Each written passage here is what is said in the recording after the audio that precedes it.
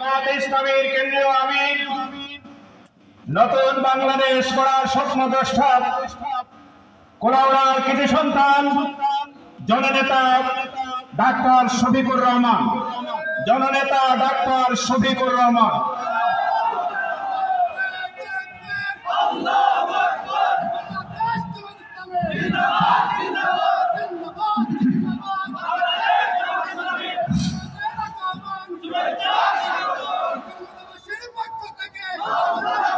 আসসালামু আলাইকুম ওয়া রাহমাতুল্লাহ। আপনারা ভালো আছেন? ঈদ মোবারক। তাকাব্বালাল্লাহু মিন্না ওয়া মিনকুম। আলহামদুলিল্লাহি রাব্বিল আলামিন ওয়াসসালাতু ওয়াসসালামু আলা রাসূলিহিল কারীম ওয়া আলা আলিহি ওয়া সাহবিহি ওয়া আহলি বাইতি আজমাইন। বাংলাদেশ জামায়াতে ইসলামী কর্মদা ইউনিয়ন শাখা আয়োজিত আজকের ঈদ পরবর্তী সমাবেশের সম্মানিত সভাপতি, জামায়াতে ইসলামের কোলাউড়া উপজেলা শাখার আমির জনাব মুনতাজিম আলী, আজকের এই সমাবেশে উপস্থিত সহকর্মী নেতৃবৃন্দ, বন্ধু সংগঠনের সম্মানিত নেতৃবৃন্দ, কর্মদা এলাকার ব্যবসায়ী, শ্রমিক, যুবক, শিক্ষক, ওলামা হযরত সহ সর্বস্তরের জনগণ